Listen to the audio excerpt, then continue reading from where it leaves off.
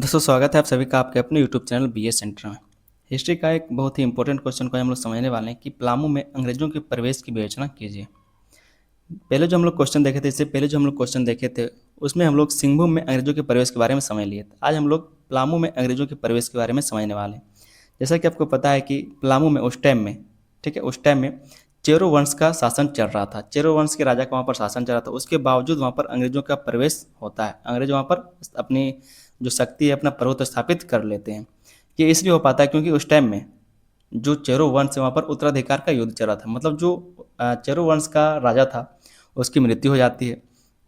उसके बाद वहाँ पर जो दो लोग थे, जो उनके दो बेटे थे, एक तो गोपाल राय और दूसरा जो चित्र राय थे, ठीक है, चित्रजीत राय थे। उनके बीच में उत्तराधिकार का युद्ध चलता है कि कौन राजा बनेगा। और इन्हीं सब चीज़ों का फायदा उठा करके जो अंग्रेज है वहाँ पर पलामू पर अपना अधिकार स्थापित कर लेते हैं। तो डिटेल में इन सारी चीज़ों को हम लोग समझेंगे। चैनल पर नहीं तो आप लोग चैनल को सब्सक्राइब जरूर कर लीजिएगा और वीडियो को लाइक करके अपने दोस्तों में इसको शेयर भी जरूर कर दें। अभी तक हम सारे आपके जो भी सेमेस्टर हैं उसमें जितने भी विषय हैं सारे का हम आपको तैयारी करवा रहे हैं, और आगे आप लोग चाहते हैं किसी तरह से तैयारी करें सारे सेमेस्टर में, तो आप लोग चैनल को सब्सक्राइब जरूर कर लीजिएगा। एक और आपको बात बता दें कि जो पलामू में अंग्रेजों का प्रवेश हुआ है वो बहुत सारे उद्देश्यों के कारण हुआ है। जैसा कि आपको हम पहले ही बताए थे पिछले वीडियो में कि 1764 में बक्सर का युद्ध होता है, जिसमें अंग्रेज वहाँ पर जीत जाते हैं, ठीक है। और अंग्रेजों को जो मुगल सम्राट होता है उस टाइम में आलम द्वितीय, वो क्या करता है, इसको अधिकार दे देता है कि आप बंगाल प्रांत में जाकर के टैक्स वसूल सकते हैं, ठीक है, लगान वसूल सकते हैं। इसके कारण वो क्या करते हैं, यहाँ पर टैक्स वसूलने के लिए पलामू वाले क्षेत्र पर कब्जा करते हैं, सिंघू वाले क्षेत्र पर कब्जा करते हैं, ताकि इनको टैक्स ज़्यादा मिल सके और वहाँ पर जो छोटा नागपुर वाला क्षेत्र है वहाँ पर मिलने वाले संसाधनों का वो अपना यूज कर सके। तो बहुत सारे उद्देश्य थे जिसके कारण पलामू हो या फिर सिंहभूम में जहाँ पर अंग्रेजों का प्रवेश होता है। डिटेल में इस क्वेश्चन को हम लोग समझने वाले हैं। एक छोटा सा यहाँ पर भूमिका लेखा, पहले उस चीज़ को समझते हैं। कहा जा रहा है कि पलामू झारखंड का एक महत्वपूर्ण ऐतिहासिक क्षेत्र है। यह अपने पलामू किला, घने जंगलों और चेरो शासकों के कारण प्रसिद्ध था। यहाँ पर चेरो शासकों का उस टाइम में शासन चल रहा था। आगे कहा जा रहा है कि अंग्रेजों के आने से पहले यहाँ चेरो वंश का शासन था। 1765 ईस्वी में बंगाल, बिहार और उड़ीसा का लगान वसूलने का अधिकार मिलने के बाद अंग्रेजों ने छोटा नागपुर क्षेत्र में अपना प्रभाव बढ़ाना शुरू किया। अगर दोस्तों आप मेरा सिंहभूम वाला क्वेश्चन नहीं देखे तो जाके देख लीजिएगा वीडियो, आपको और अच्छे से ये क्वेश्चन का आंसर समझ में आएगा। डिस्क्रिप्शन में लिंक है, एक बार जाके देख लीजिएगा, ठीक है। आगे इसमें कहा जा रहा है कि इसी क्रम में उनकी नज़र पलामू में पड़ी। अंग्रेजों ने यहाँ केवल शासन स्थापित करने के लिए नहीं बल्कि व्यापारिक मार्गों की सुरक्षा, राजस्व प्राप्त करने और पूरे छोटा नागपुर क्षेत्र पर नियंत्रण स्थापित करने के उद्देश्य से प्रवेश किया। क्योंकि ये जो पलामू क्षेत्र है वो सामरिक दृष्टि से बहुत ज़्यादा महत्वपूर्ण था, और ये जो पूरा छोटा नागपुर क्षेत्र है ये लोग चाहते थे कि यहाँ पर पूरी तरीके से इस पर नियंत्रण अंग्रेजों का हो जाए, ताकि यहाँ पर जो संसाधन है, जो खनिज है, उसका वो लोग दोहन कर सके, उसको यूज कर सके। साथ में यहाँ पर टैक्स वसूला जा सकता है और जो पलामू है उससे आसपास के राज्यों पर नज़र भी रखा जा सके। तो बहुत सारे उद्देश्य थे, बहुत सारे कारण के कारण इन्होंने पलामू पर भी कब्जा किया। यहाँ पर हम लोग कुछ उद्देश्यों को पहले देख लेते हैं। पलामू में अंग्रेजों के प्रवेश के उद्देश्य हम आपको जब सिंहभूम वाला क्वेश्चन पढ़ा रहे थे, बता रहे थे, उस टाइम में बताए थे कि सिंहभूम में अंग्रेजों का प्रवेश किन उद्देश्यों से हुआ था। पहला जो उद्देश्य है वो है पूरे छोटा नागपुर क्षेत्र पर अधिकार स्थापित करना। पूरे छोटा नागपुर क्षेत्र पर अधिकार स्थापित करना क्या इनका पहला उद्देश्य था। अंग्रेज चाहते थे कि छोटा नागपुर का कोई भी क्षेत्र उनके नियंत्रण से बाहर ना रहे। पलामू पर अधिकार करने से पूरे क्षेत्र में उनका प्रभाव मजबूत हो सकता था, और उनको पता था कि अगर पलामू पर अधिकार कर लिया जाए तो पूरे आसपास के जितने भी राज्य हैं वहाँ पर उनका अधिकार कैसे, तो उनका जो प्रभाव वो मजबूत हो सकता था। इसीलिए वो चाहते थे कि पूरा छोटा नागपुर क्षेत्र में या फिर पलामू पर वो अधिकार करे, ताकि पूरे छोटा नागपुर क्षेत्र में उसका अधिकार हो सके। दूसरा जो इनका उद्देश्य था वो था पलामू किले पर कब्जा करना। वो चाहते थे कि पलामू किले पर कब्जा कर लिया जाए ताकि आसपास के क्षेत्रों पर नज़र रखा जा सके। और क्योंकि ये सैन्य दृष्टि से, सामरिक दृष्टि से इम्पोर्टेंट था, इसीलिए भी पलामू किले पर इनका नज़र था। पलामू का किला सामरिक दृष्टि से अत्यंत महत्वपूर्ण था। सामरिक दृष्टि का मतलब सैन्य दृष्टि से बहुत ज़्यादा महत्वपूर्ण था। इस किले पर अधिकार होने से अंग्रेजों को आसपास के क्षेत्र पर नियंत्रण करना आसान हो जाता। जो आसपास के क्षेत्र हैं वहाँ पर नियंत्रण करना आसान हो जाता, मतलब वहाँ से टैक्स वसूलना, वहाँ के संसाधनों का यूज करना, ठीक है, और वहाँ पर जो भी आसपास के राज्य उन पर अधिकार करना भी आसान हो जाता। तो ये सारे बहुत सारे उद्देश्य रहे थे। तीसरा जो यहाँ पर उद्देश्य था पलामू में प्रवेश का वो है राजस्व वसूली करना, मतलब लगान वसूली करना। दीवानी मिलने के बाद अंग्रेज अधिक से अधिक क्षेत्रों से लगान वसूलना चाहते थे।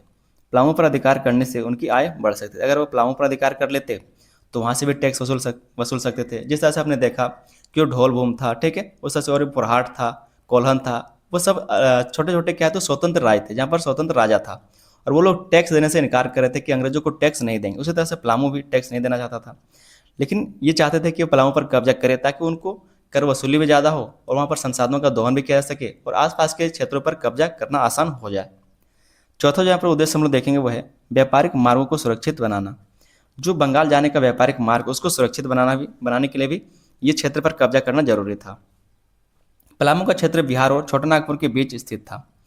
आपको जैसा कि मैप में आप अगर झारखंड को देखेंगे तो आपको पता है जो चतरा पलामू वाला क्षेत्र है वो बिहार से लगता है, तो ये क्षेत्र बिहार और छोटानागपुर के बीच में स्थित था। इस क्षेत्र पर अधिकार होने से अंग्रेजों का व्यापार और सेना का आवागमन सुरक्षित हो जाता। अंग्रेजों का जो व्यापार है वो भी अच्छा हो जाता और जो उनकी सेना का आवागमन है वो भी बेहतर हो सकता था। तो इस सारे उद्देश्यों के कारण वो पलामू पर प्रवेश करते हैं। आगे तो हम लोग यहाँ पर पलामू में अंग्रेजों के प्रवेश का विवरण को देखते हैं कि किस तरह से इन्होंने पलामू में प्रवेश किया, किस तरह से प्रवेश किया, इसका स्वरूप कैसा रहा है। ठीक है, जो पहला पॉइंट हम लोग देखेंगे इसकी प्रवेश का वो है चेरो शासक में उत्तराधिकार का विवाद। उस टाइम में चेरो शासकों में उत्तराधिकार का विवाद चल रहा था। जो चेरो शासक है उसका मृत्यु हो जाता है, उसके बाद जो उसके दो बेटे रहते हैं गोपाल राय और चित्रजीत राय, उनके बीच में सत्ता के लिए क्या कह सकते हैं या फिर जो राजा बनने के लिए गद्दी हथियाने के लिए संघर्ष चल रहा था। ठीक है, 18वीं शताब्दी के मध्य में पलामू के चेरो राजवंश में उत्तराधिकार को लेकर विवाद उत्पन्न हो गया। राजा बनने के लिए क्या है तो विवाद उत्पन्न हो गया कि कौन राजा बनेगा। इस विवाद के कारण राज्य की राजनीतिक स्थिति कमजोर हो गई। जो राज्य की राजनीतिक स्थिति वो कमजोर हो गई, मतलब कि फैसला लेने का, प्रजा को देखने का, कौन हमारे ऊपर हमला कर रहा है, कौन क्या रणनीति बना रहा है, इसके लिए क्या है जो राजनीतिक कह सकते हैं जो स्थिति वो कमजोर होती चलेगी, क्योंकि आपस में विवाद कर रहे थे लोग। इसके लिए दो दावेदार थे, एक गोपाल राय और दूसरा चित्रजीत राय। ये दोनों के आपस में भाई हैं और दोनों गद्दी के लिए लड़ रहे हैं, सत्ता के लिए संघर्ष कर रहे थे। इस आंतरिक संघर्ष का लाभ अंग्रेजों ने उठाया। और जो आंतरिक संघर्ष है, क्योंकि एक तो वहाँ पर राजनीतिक स्थिति कमजोर हो रही थी क्योंकि दोनों आपस में लड़ रहे थे। उसके बाद जब ये आंतरिक संघर्ष को देखा गया कि उत्तराधिकार के लिए युद्ध हो रहा है तो इसको अंग्रेजों ने एक अवसर की तरह से समझा। ठीक है, दूसरा पॉइंट यहाँ पर हम देखेंगे गोपाल राय ने अंग्रेजों से सहायता मांगी। जब ये उत्तराधिकार का युद्ध चल रहा था उस टाइम जो चित्रजीत राय है वो गद्दी पर बैठ जाता है, वो राजा बन जाता है। ठीक है, उसके बाद जो गोपाल राय होता है जो उसका दूसरा भाई है वो अंग्रेजों से सहायता मांगने के लिए चला जाता है कि वो जबरदस्ती हमारे गद्दी पर बैठ गया, उसका अधिकार जो मतलब गद्दी पर बैठने का जो अधिकार है वो गोपाल राय का, इस तरह से वो गोपाल राय कहता है।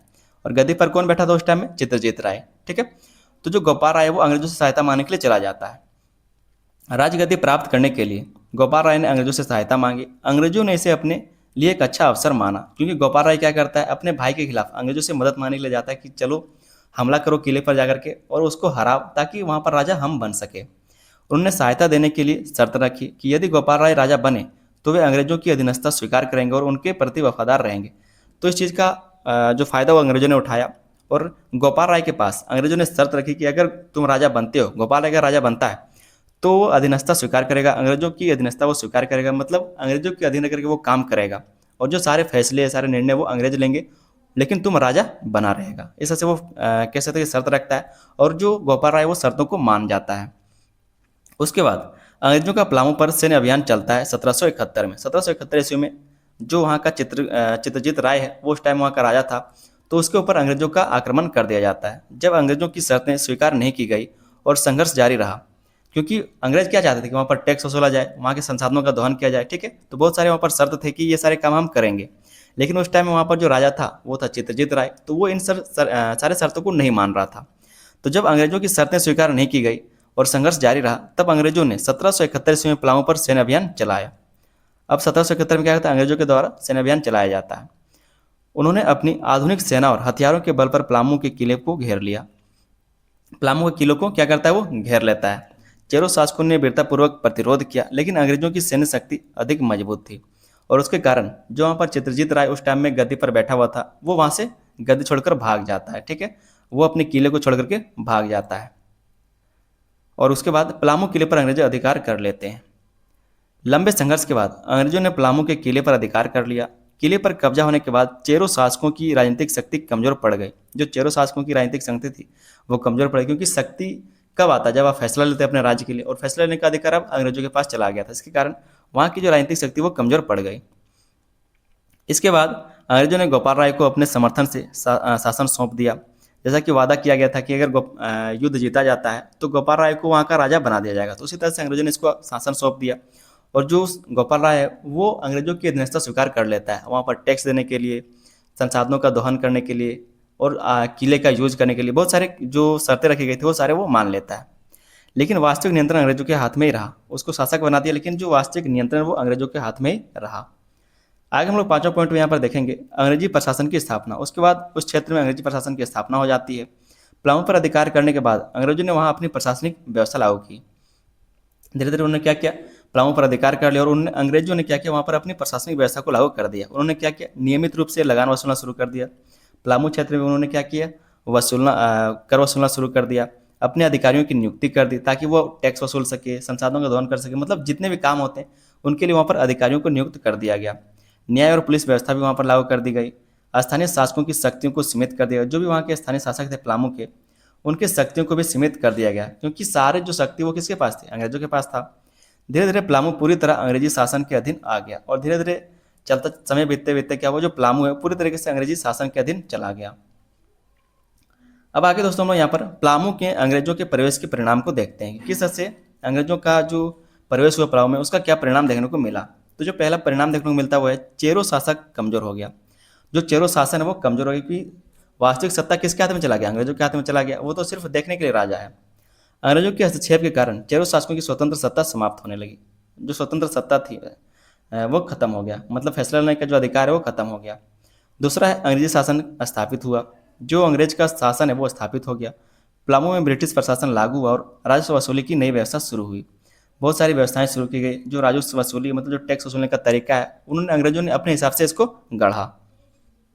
तीसरा जो परिणाम देखने को मिलता है वो है जनता पर आर्थिक बोझ बढ़ा क्योंकि उन्होंने अपनी राजस्व वसूलने का जो अपना व्यवस्था लागू किया था इसके कारण जनता पर आर्थिक बोझ बढ़ने लगा। अधिक लगान अंग्रेजी नीतियों के कारण किसानों तथा स्थानीय लोगों की कठिनाइयाँ बढ़ा दी, ठीक है, बढ़ गई।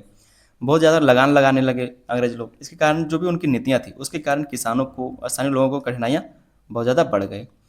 चौथा जो यहाँ पर इसका हम लोग परिणाम देखते हुए भविष्य के विद्रोह की पृष्ठभूमि तैयार हुई। भविष्य में जो आप विद्रोह देखते हैं चाहे वो बिरसा आंदोलन हो, ठीक है, या फिर जो सरदारी लड़ाई हो, बहुत सारे और भी, संथाल विद्रोह हो, बहुत सारे और भी विद्रोह हैं, कोल विद्रोह हैं। तो ये सारे जो विद्रोह हुए वो सब इन्हीं सब के कारण हुआ जो यहाँ पर असंतोष फैलता गया। अंग्रेजों की नीतियों से असंतोष बढ़ा जिसने आगे चलकर प्लामू और आसपास के क्षेत्रों में कई आंदोलनों और विद्रोहों को जन्म दिया। तो इस तरह से इसके कुछ परिणाम देखने को मिलते हैं। उम्मीद करते हैं क्वेश्चन का आंसर को अच्छे समझ में आया होगा। जब आपका आंसर खत्म हो जाए तो एक छोटा सा आप निष्कर्ष जरूर लिख लीजिएगा, इससे इंप्रेशन बनता है। आधा एक नंबर तो आपका एक्स्ट्रा जरूर मिलेगा अगर आप निष्कर्ष को लिखते हैं। तो कहा जा रहा है कि प्लामू में अंग्रेज का प्रवेश केवल सैन्य विजय नहीं था। अगर आप चाहे तो निष्कर्ष को वही लिख सकते हैं जो आप अपने ऊपर लिखे। आपने जो ऊपर लिखा है उस चीज़ को छोटा करके, ठीक है, निचोड़ करके उसको यहाँ पर लिख सकते हैं। कहा जा रहा है कि प्लामू में अंग्रेजों का प्रवेश केवल सैन्य विजय नहीं था बल्कि यह उनकी फूट डालो और शासन को नीति का भी उदाहरण था। उन्होंने चेरो शासकों के उत्तराधिकार विवाद का लाभ उठाया। 1731 ईस्वी में प्लामू किले पर अधिकार किया और धीरे धीरे पूरे क्षेत्र में अपना शासन स्थापित कर लिया। और धीरे धीरे क्या था, पूरे प्लामू क्षेत्र में अपना शासन स्थापित कर लिया। प्लामू पर अधिकार के बाद अंग्रेजों की स्थिति पूरे छोटा नागपुर में और अधिक मजबूत हो गई, लेकिन इससे स्थानीय जनता और शासकों में असंतोष भी बढ़ा जो आगे चलकर अनेक विद्रोहों का कारण बना। वो क्या करते थे, जबरदस्ती ज़्यादा टैक्स लगाते थे, उनके भूमि को छीन लेते थे और वहाँ पर जो संसाधन था उस पर जनजातियों का अधिकार खत्म कर दिया गया था, ठीक है, जनजातियों का अधिकार खत्म कर दिया, उन संसाधनों पर अंग्रेजों का अधिकार हो गया। ये सब कारणों से वहाँ के लोगों में असंतोष बढ़ गया और इसके कारण बहुत सारे और भी आगे चल करके विद्रोह का सामना अंग्रेजों को करना पड़ता है। तो उम्मीद करते हैं दोस्तों कि आपको प्लामू का जो प्रवेश अंग्रेजों का वो आपको समझ में आया होगा। पिछला क्वेश्चन हमारा सिंहभूम से रिलेटेड था, आज हम लोग प्लामू के बारे में समझ लिए। चैनल पर दोस्तों नहीं तो आप लोग चैनल को सब्सक्राइब जरूर कर लीजिएगा। अगर आप चाहते हैं कि सारे सेमेस्टर इसी तरह से आप तैयारी कर सके तो आप लोग चैनल को अभी कभी सब्सक्राइब कर लीजिए, साथ में वीडियो को लाइक कर दीजिए और अपने दोस्तों में इसको शेयर भी जरूर कर दीजिएगा। मिलेंगे हम लोग किसी अगले वीडियो में, तब तक के लिए धन्यवाद। जय हिंद।